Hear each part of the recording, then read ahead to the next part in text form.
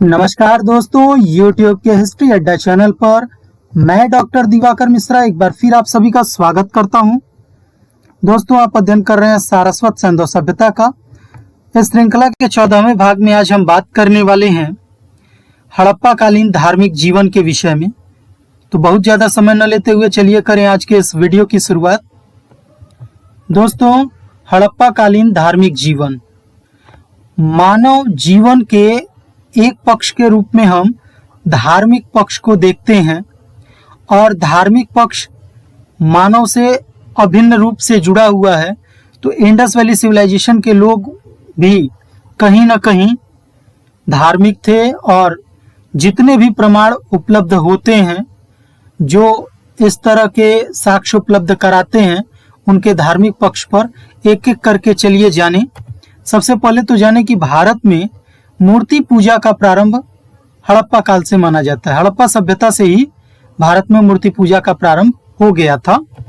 हड़प्पा सभ्यता में धार्मिक दृष्टि से लोकप्रिय मूर्तियां, विशेषकर मातृ देवी की मूर्तियां प्राप्त होती हैं विभिन्न पुरास्थलों से। लेकिन इसका यह अर्थ मत लगा लीजिएगा कि सभी पुरास्थलों से मातृ देवी की प्रतिमा मिली हुई है। मातृ देवी की प्रतिमा का भाव कहाँ कहाँ मिलता है ये इंपॉर्टेंट है। कालीबंगा, राखीगढ़ी, मीताथल, सुरकोटदा तथा रंगपुर, ये ऐसे पुरा स्थल हैं जहां पर आपको मातृ देवी की प्रतिमा नहीं मिली है अभी तक। और क्यों नहीं मिली है इसको हम आगे डिस्कस करेंगे। अब जाने मातृ देवी की लघु मृण मूर्तियां यानी छोटे छोटी रूप में मूर्तियां जो है बनवाली से मिली हुई हैं। इसी प्रकार स्तनपान कराते हुए एक माता की मृण मूर्ति प्राप्त हुई है बनवाली से, जो आपके मातृशक्ति की ही स्वरूप है। प्रजनन की देवी के रूप में एक मुहर पर स्त्री के गर्भ से पौधा निकलते हुए दिखलाया गया और यह मुहर प्राप्त हुई है हड़प्पा से। इस मुहर पर 2 पशुओं का भी अंकन है। तो यह प्रजनन की देवी के रूप में चित्रित किया गया है। रौद्र रूप में मातृ देवी की मूर्तियां विशेषता हैं जाप संस्कृति की, और जाप संस्कृति बलूचिस्तान की संस्कृति या प्री हड़प्पन संस्कृति है। यहाँ पर जो प्रतिमाएं हमको मातृ देवी की मिली हैं उनमें इनका रौद्र रूप देखने को मिलता है। तो इस प्रकार मातृ देवी की सौम्य रूप के साथ साथ रौद्र रूप में भी पूजा होती रही होगी। आगे बात करें, ये कुछ प्रतिमाएं हैं मातृ देवी की, तो विभिन्न रूपों में आपको मिलती हैं। ये देखिए, सबसे विशिष्ट तत्व जो इस स्क्रीन पर आपको दिख रहा होगा, पहली प्रतिमा जिसका पेट फूला हुआ है, ये गर्भ धारण किए हुए प्रतिमा है। इसी प्रकार दूसरी और तीसरी प्रतिमाओं में आप देखें तो मिट्टी के छोटे छोटे टुकड़ों को चिपकाया गया है। तो ये ज्वाइंटेड जो पार्ट्स हैं, ये हाथों से छोटे छोटे बटन टाइप के टुकड़े लगा करके आंखें और अन्य चीजों को दिखाने का प्रयास किया गया है।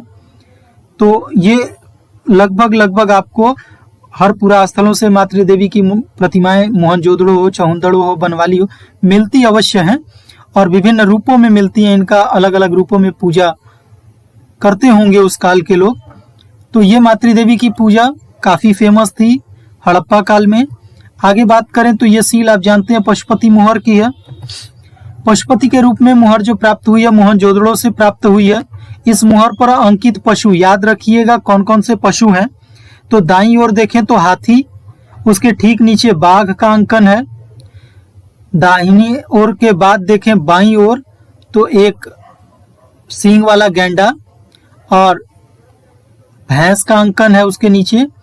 सबसे नीचे आसन के नीचे देखिए तो हिरण का अंकन है। और ये देवता जो हैं ऊपर त्रिशूल के आकार का कोई शिरस्त्राण धारण किए हुए हैं।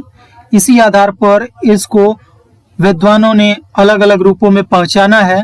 इस देवता को आद्य शिव माना है जॉन मार्शल ने, जबकि पशुपति शिव के रूप में स्टुअर्ट पिगट ने इसकी पहचान की है।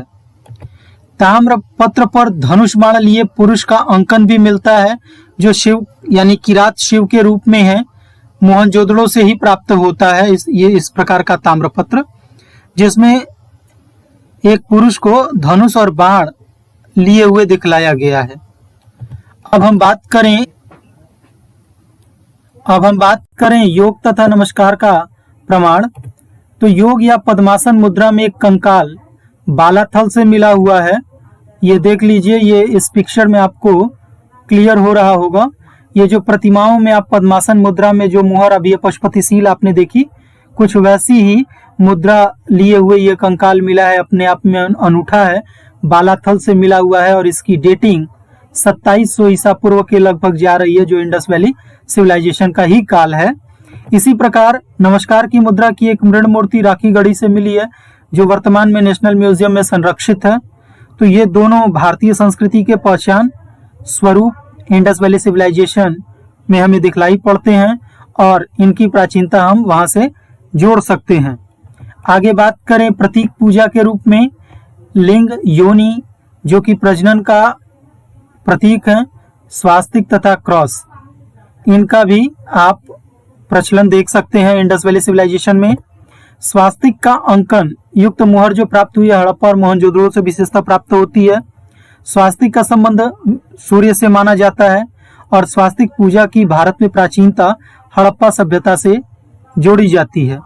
यह स्वास्तिक जो है आपकी मुहर मोहनजोदड़ो से प्राप्त हुई है। इसी प्रकार लिंग और योनि, पत्थर के कुछ टुकड़े मिले हैं जिनको लिंग और योनि के रूप में पहचाना गया है। आज भी आप देखें तो शिवलिंग की पूजा होती ही होती है।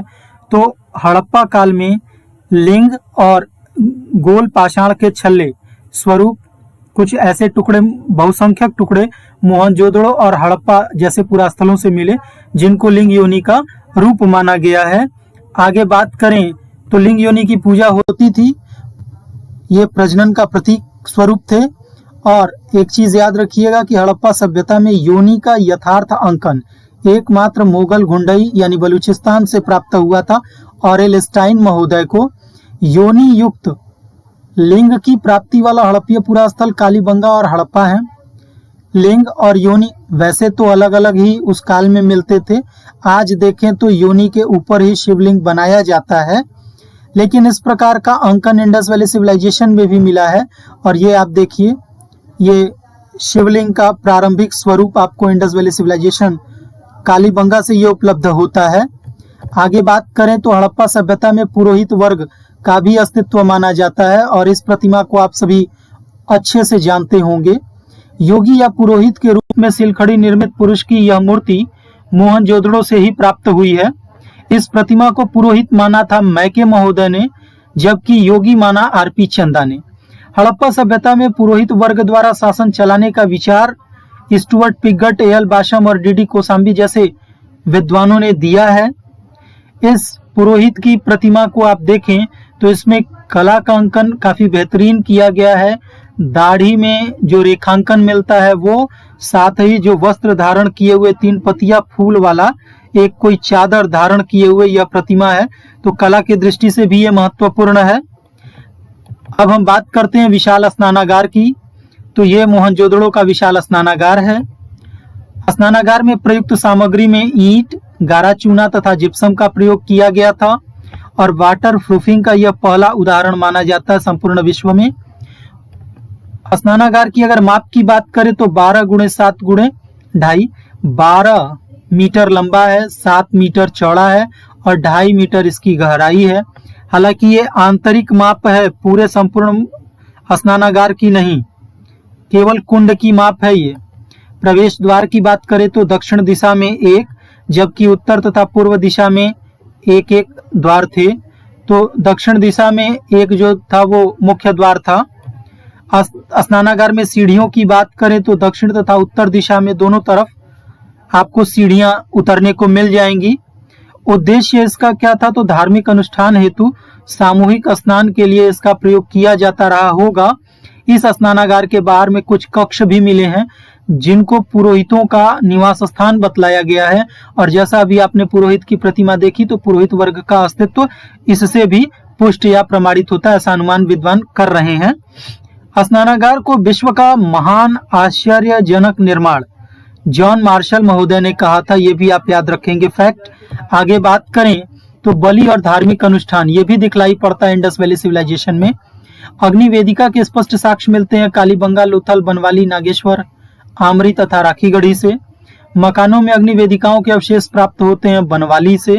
देखिए अग्नि वेदिकाएं तो मिलती हैं, लेकिन मकानों के अंदर बनवाली से मिला। आयताकार अग्नि वेदिका प्राप्त हुई है कालीबंगा से। चबूतरे पर एक सीध में 4 अग्नि वेदिकाओं के प्रमाण राखीगढ़ी से मिले हुए हैं। हड़प्पा सभ्यता में लिंग, योनि तथा मानवाकार अग्नि वेदिकाएं विशेषताएं राखीगढ़ी की जो अभी हाल फिलहाल में खोजी गई है। पशु बलि के साक्ष्य हमको कालीबंगा, लोथल और राखीगढ़ी से उपलब्ध होते हैं। बलि वेदिका तथा उनमें विभिन्न पशुओं की अस्थियों के अवशेष की प्राप्ति राखीगढ़ी से हुई है, जबकि बर्छे से भैंसे की बलि देते हुए एक पशु का बलि देते हुए पुरुष का अंकन वाली मुहर हमको कालीबंगा से दिखलाई पड़ती है। आगे बात करें हड़प्पा कालीन समाधान प्रक्रिया की, तो हड़प्पा काल में समाधान की कुल 3 विधियां प्रचलित थीं। पूर्ण समाधान, आंशिक समाधान तथा प्रतीकात्मक समाधान। आंशिक समाधान के प्रमाण हमको मोहनजोदड़ो, हड़प्पा तथा बहावलपुर से देखने को मिलते हैं, जबकि अस्थि कलश के रूप में समाधान की प्राप्ति वाला एकमात्र पुरास्थल सुरकुटदा है। एक पात्र में शंख तथा ताम्र उपकरणों के साथ जला हुआ कपाल मिला है चहुंदड़ों से। प्रतीकात्मक समाधान के प्राप्त प्रमाण हमको कालीबंगा, धौलावीरा और राखीगढ़ी जैसे पुरास्थलों से मिलते हैं। विशेष प्रकार की पाषाण शिला से ढकी अंडाकार समाधि सुरकुटदा से उपलब्ध होती है, जो महापाषाणिक संस्कृतियों के प्रभाव के कारण ही दिखलाई पड़ती है। एक चबूतरे पर 5 बार शवदाह किए जाने का साक्ष्य हमको तरखान वाला डेरा से मिला हुआ है, जबकि देवदार की लकड़ी से निर्मित शव पेटिका हमको हड़प्पा से मिलती है। तो ये समाधान की प्रक्रिया इंडस वैली सिविलाइजेशन में हमें विभिन्न रूपों में दिखलाई पड़ती है। आगे बात करें तो R37 कब्रिस्तान या HR समाधि की प्राप्ति हड़प्पा से हुई है, और इसका काल अगर पूछे और पूछा भी था उत्तराखंड असिस्टेंट प्रोफेसर 2017 में। परवर्ती हड़प्पा कालीन है HR समाधि और R37 कब्रिस्तान। वह सैंधव नगर जहाँ से कब्रिस्तान के साक्ष्य नहीं मिले हैं मोहनजोदड़ो, जबकि इसको मृतकों का टीला माना जाता है और यहाँ नरसंहार के साक्ष्य उपलब्ध होते हैं। प्राक हड़प्पीय पुरास्थल जहाँ से सर्वाधिक समाधान मिले हैं फरमाना है। वह हड़प्पीय पुरास्थल जहाँ से सर्वाधिक समाधान मिले हैं वो सनौली है, 120 शव उपलब्ध हुए हैं रिकॉर्डेड। हड़प्पा काल में समाधान दफनाने की जो सामान्य दिशा थी उत्तर दक्षिण ही थी, लेकिन सामान्य परंपरा के विपरीत भी कुछ साक्ष्य हमको मिले हैं, जिनमें पूर्व पश्चिम दिशा में समाधान लोथल में दिखलाई पड़ता है, जबकि पश्चिम पूर्व दिशा में रोपड़ में, दक्षिण उत्तर दिशा में कालीबंगा। अब देखिए पूर्व पश्चिम यानी माथा पूर्व की ओर, पैर पश्चिम की ओर लोथल में, जबकि माथा पश्चिम पैर पूर्व की ओर रोपड़ में दिखलाई पड़ता है, और माथा दक्षिण में पैर उत्तर की तरफ ये कालीबंगा में ऐसा शव मिला हुआ है। ये काफी महत्वपूर्ण है और कंफ्यूजन भी क्रिएट होता है। हड़प्पा कालीन लोगों के पुनर्जन्म में विश्वास का प्रमाण हम जैसा आपको बतलाए थे फरमाना से उपलब्ध होता है। वहां पर मृतकों के साथ मृदभांडों और विभिन्न प्रकार के आभूषणों को दफनाया गया था। एक समाधान के साथ बकरी की बलि दिए जाने का साक्ष्य हमको लोथल से उपलब्ध होता है। तो ये समाधान की प्रक्रिया हमने संक्षिप्त में समझाई, जो उनके धर्म से ही जुड़ी हुई थी। अब अगले भाग में जाने से पहले आपको निष्कर्ष बतला दें कि निष्कर्षतः जो विशेषताएं हमारे सामने प्रकट होती हैं धार्मिक जीवन की इंडस वैली सिविलाइजेशन के लोगों की, मातृदेवी की पूजा ये मुख्य रूप से करते रहे होंगे। शिव की पूजा भी रही होगी पशुपति के रूप में, भले ही क्यों न हो। लिंग की पूजा होती ही थी, तो शिवलिंग और शिव पूजा स्पष्टता है। इसके अतिरिक्त प्रकृति पूजा ये करते थे, तो नाग पूजा, मृदभांडों पर अंकन मिलता है। वृक्ष पूजा मुख्यतः पीपल का पत्ता, इसका भी अंकन आप देख सकते हैं, पवित्र वृक्ष था। पशुओं में कुबड़ युक्त बैल, इसके साथ साथ पक्षियों की भी कुछ मृण मूर्तियां और चित्रण मिलते हैं। अग्नि पूजा के साक्ष्य अग्नि वेदिका से आपको स्पष्ट होते हैं, जबकि जल पूजा के भी प्रमाण मिले हैं, साथ ही साथ विशाल स्नानागार इसकी पुष्टि करता है। प्रतीक पूजा में आप देखें तो स्वास्तिक का चिन्ह भी आपने देखा, क्रॉस का सिंबल भी मिलता है, और लिंग योनि पूजा भी एक प्रकार से प्रतीक पूजा के रूप में की जाती थी। बलि होता ही था अनुष्ठान में। परलोकवाद में भी इनका विश्वास था और पुनर्जन्मवाद में भी ये विश्वास करते रहे होंगे। हड़प्पा सभ्यता के किसी भी पुरास्थल से अभी तक मंदिर नहीं प्राप्त हुए हैं, ये बड़ा आश्चर्य का बात है। इतना सारा धर्म से जुड़ा हुआ सब प्रमाण मिलता है और क्या नहीं मिलता, तो सिर्फ और सिर्फ मंदिर के साक्ष्य अभी तक कहीं से नहीं मिले।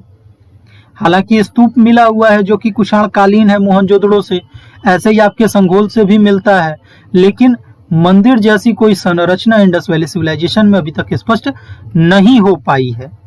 तो आज के लिए बस इतना ही। अगला भाग सारस्वत सिंधु सभ्यता का 15वां भाग होगा, हड़प्पा कालीन कला पर आधारित। Thank you for watching history अड्डा।